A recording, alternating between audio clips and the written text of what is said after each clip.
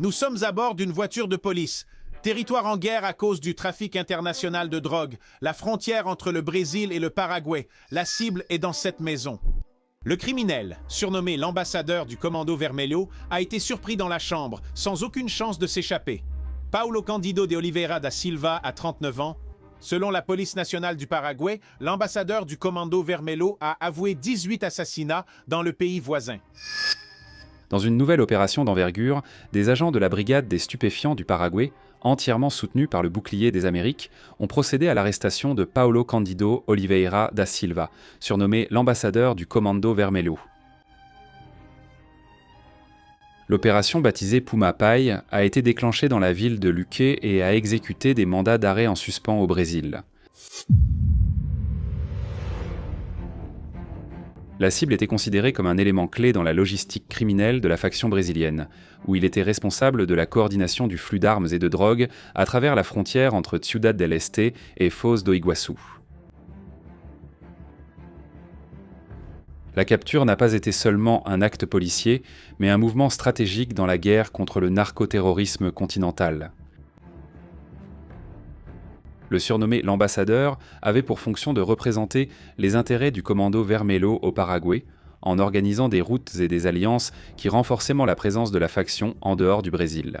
Au moment de la perquisition, son identification a été effectuée et il a effectivement été constaté qu'il s'agissait d'une personne recherchée par le Brésil qui fait effectivement partie d'une faction criminelle appelée Commando Vermelho. Son arrestation montre comment le crime organisé brésilien a dépassé les frontières et est devenu une menace régionale, exigeant des réponses conjointes et coordonnées. Cette démonstration de force du bouclier des Amériques prouve que les États-Unis se rapprochent de plus en plus d'une attaque directe contre le PCC et le Commando Vermelho à l'intérieur du Brésil. Soyez les bienvenus à Vida no Quartel.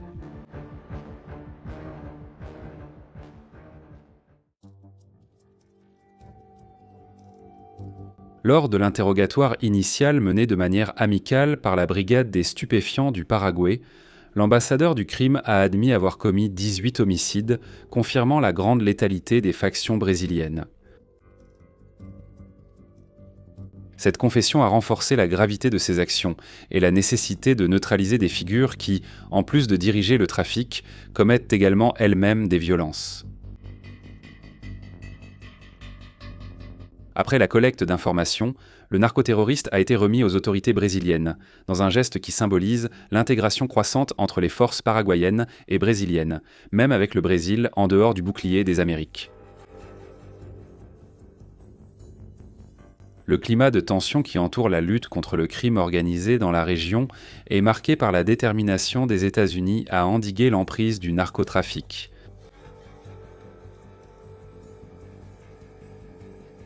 Avec la désignation officielle du PCC et du Commando Vermelho comme organisation narcoterroriste, le commandement Sud a progressivement élargi ses opérations intégrées au bouclier des Amériques.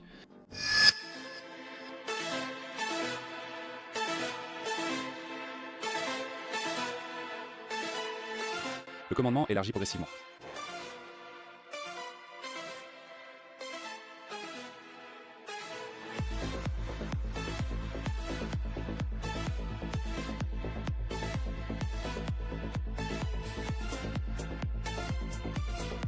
Les arrestations de chefs brésiliens dans des pays comme la Bolivie, l'Équateur et le Paraguay montrent que la stratégie consiste à étouffer les réseaux criminels à plusieurs endroits, réduisant ainsi leur capacité de coordination.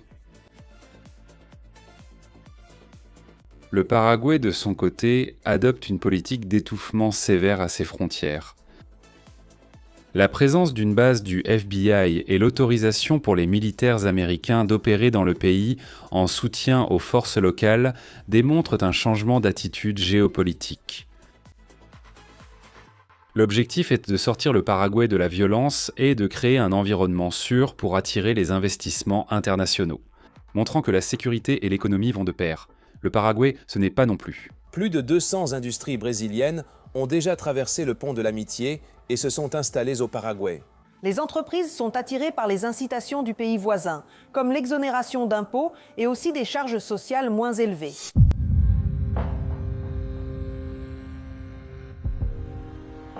C'est dans le document officiel du sommet bouclier des Amériques, signé par Donald Trump. Les États-Unis formeront et mobiliseront les forces armées des nations partenaires pour démanteler les cartels. Et la capacité d'exporter la violence et d'exercer une influence par l'intimidation organisée pour le sommet, baptisé Bouclier des Amériques. Cette rencontre est toutefois marquée par l'absence de certains dirigeants, dont le président Lula, la Mexicaine Claudia Sheinbaum et le Colombien Gustavo Petro. Cette position ferme des pays voisins contraste avec l'attitude du président brésilien actuel, qui utilise divers discours théoriques mais sans démontrer en pratique un plan national de lutte contre la criminalité. La suspension d'une opération à la frontière par l'armée brésilienne prouve que la réduction du budget de la défense compromet non seulement la sécurité intérieure du pays, mais aussi l'économie dans son ensemble, puisque le pays devient peu sûr pour l'apport d'investissements internationaux. Et le blocage de 4,3 milliards de reais dans le budget du ministère de la Défense a conduit l'armée brésilienne à suspendre les opérations de surveillance aux frontières du pays.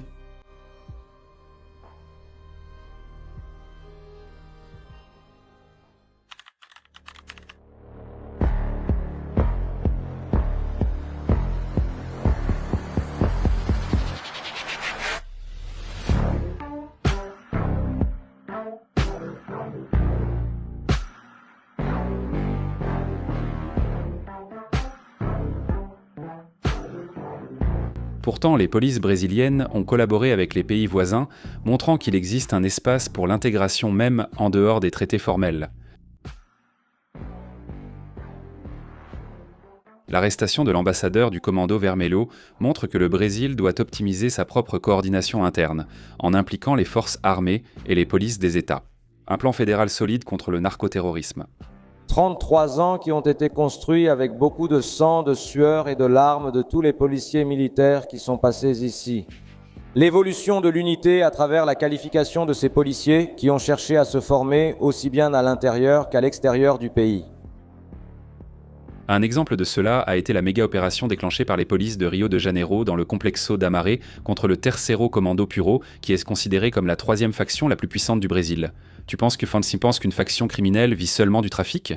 Dépôt de marchandises volées, téléphone portable volé, serre de marijuana, minage de bitcoin, contrôle du gaz, d'internet, de l'eau, tout cela pour une seule chose, générer de l'argent. Tout cela dans la même communauté, tout contrôlé par la même faction.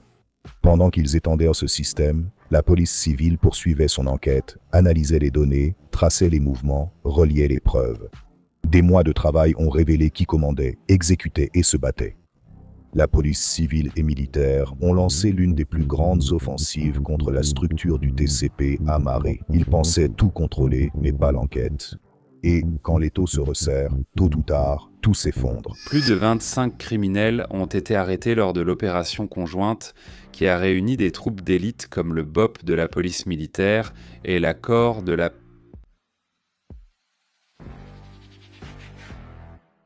Cette offensive a montré que, lorsqu'il y a une volonté politique et une intégration opérationnelle, aucune faction n'est capable de résister au pouvoir de l'État.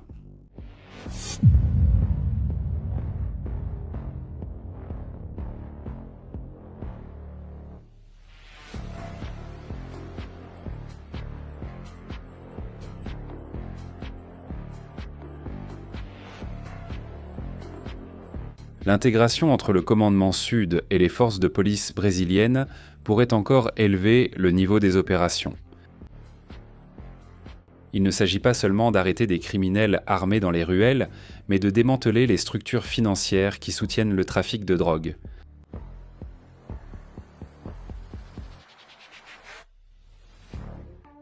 Les stations-service, les fintech et les sociétés écrans font partie du mécanisme qu'il faut attaquer pour affaiblir le crime organisé à sa racine. Dans ce contexte, l'expertise du FBI et de la CIA en collaboration avec les forces de police brésiliennes rendrait la lutte contre la criminalité dans le pays implacable. Ces agences disposent de la technologie et de l'expérience nécessaires pour surveiller des réseaux complexes de blanchiment d'argent et identifier des connexions internationales qui échappent souvent aux forces de police locales.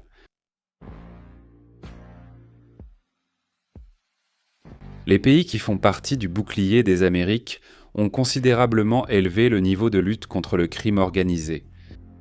Désormais, s'ils bénéficient du partage de renseignements en temps réel, de l'accès à des armements modernes et à des technologies de surveillance avancées, ce qui renforce la capacité de réponse contre les factions transnationales. Ils peuvent aussi agir aux côtés des militaires du commandement Sud, renforçant l'intégration opérationnelle et assurant une efficacité accrue lors des missions. Un exemple clair de cette nouvelle phase a été observé récemment lors d'une opération de grande envergure menée conjointement par des militaires américains et équatoriens. L'action a abouti à une série d'arrestations stratégiques et à la destruction de structures criminelles qui soutenaient le trafic de drogue dans le pays, où le président colombien lui-même, Gustavo Petro, s'est exprimé publiquement pour faire part de son inquiétude concernant les explosions provoquées par le bouclier des Amériques à l'intérieur de la Colombie. Des bombes apparaissent, une bombe a été larguée depuis un avion. L'arrestation de l'ambassadeur du Commando Vermelho au Paraguay est donc plus qu'un coup porté au Commando Vermelho. C'est le symbole de la nouvelle phase de la lutte contre le narcoterrorisme sur le continent, où des opérations intégrées et des attaques coordonnées sont sur le point d'avoir lieu au Brésil. Que ce soit via la police brésilienne soutenue par les États-Unis ou directement par le commandement Sud, comme nous l'avons vu presque quotidiennement, où des embarcations transportant des produits illicites sont bombardées.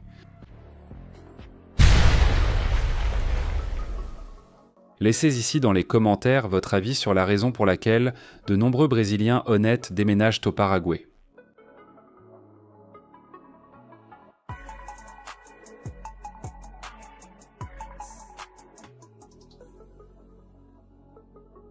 Sur Vida no Cartel, vous restez informé de l'actualité militaire. Mettez un j'aime, abonnez-vous et regardez l'une des vidéos qui apparaissent sur votre écran. En avant, combattants, à la prochaine!